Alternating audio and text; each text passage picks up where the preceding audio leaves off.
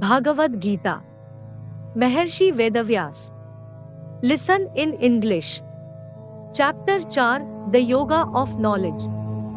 The Supreme Lord Shri Krishna said, I taught this eternal science of yoga to the sun god, Vivaswan, who passed it on to Manu, and Manu in turn instructed it to Ikshvaku.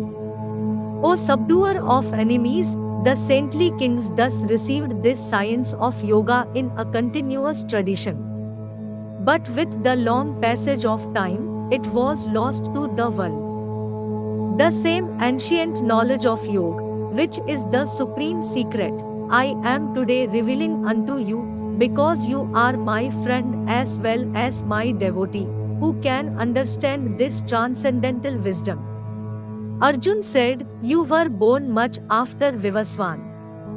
How am I to understand that in the beginning you instructed this science to him?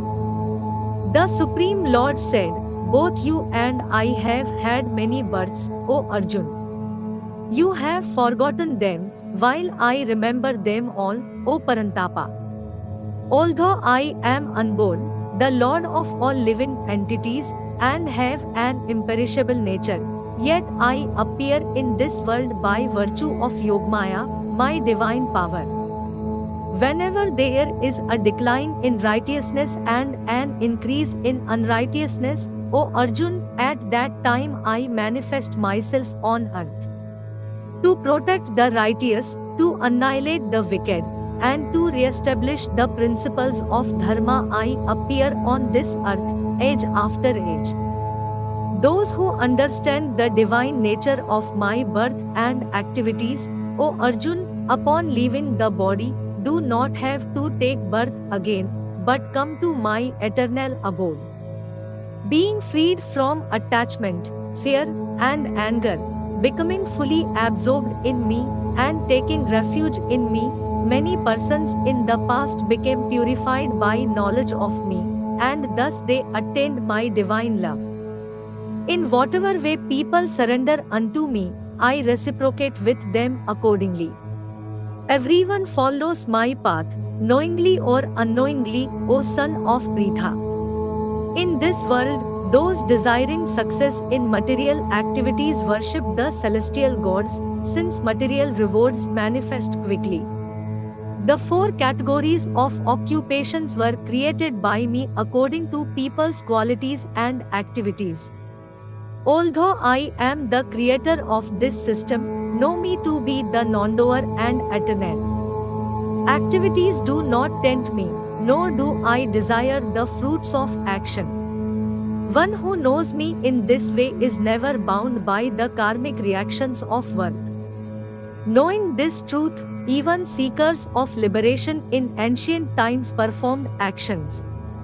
Therefore, following the footsteps of those ancient sages, you too should perform your duty. What is action and what is inaction? Even the wise are confused in determining this. Now I shall explain to you the secret of action, by knowing which, you may free yourself from material bondage. You must understand the nature of all three recommended action, wrong action, and inaction. The truth about these is profound and difficult to understand. Those who see action in inaction and inaction in action are truly wise amongst humans.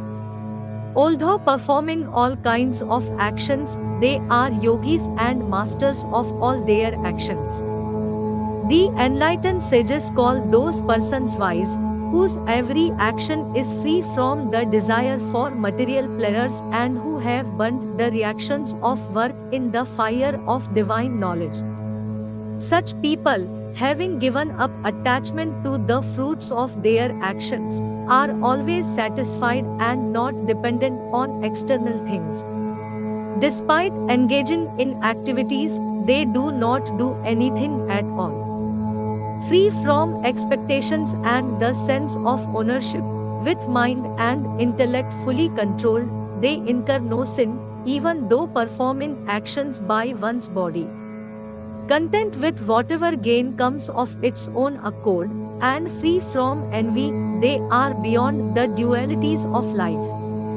Being equipoised in success and failure, they are not bound by their actions, even while performing all kinds of activities. They are released from the bondage of material attachments, and their intellect is established in divine knowledge. Since they perform all actions as a sacrifice to God, they are freed from all karmic reactions.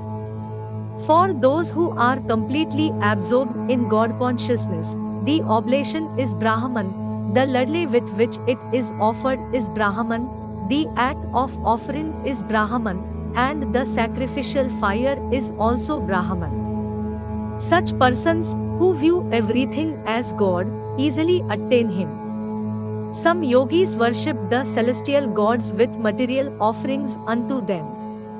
Others worship perfectly, who offer the self as sacrifice in the fire of the supreme truth. Others offer hearing and other senses in the sacrificial fire of restraint. Still others offer sound and other objects of the senses as sacrifice in the fire of the senses. Some, inspired by knowledge, offer the functions of all their senses and their life energy in the fire of the controlled mind. Some offer their wealth as sacrifice, while others offer severe austerities as sacrifice. Some practice the eightfold path of yogic practices, and yet others study the scriptures and cultivate knowledge as sacrifice, while observing strict vows. Still others offer as sacrifice the outgoing breath in the incoming breath, while some offer the incoming breath into the outgoing breath.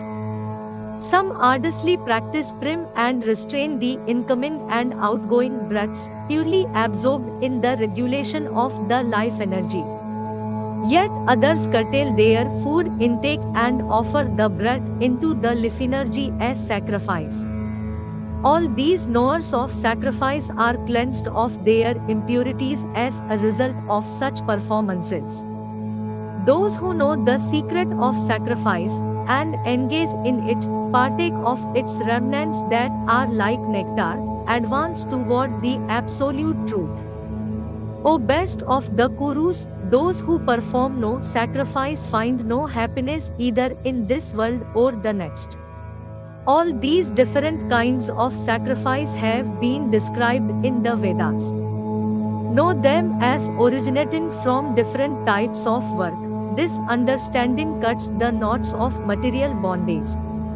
O subduer of enemies, sacrifice performed in knowledge is superior to any mechanical material sacrifice. After all, O Parth, all sacrifices of work culminate in knowledge. Learn the truth by approaching a spiritual master.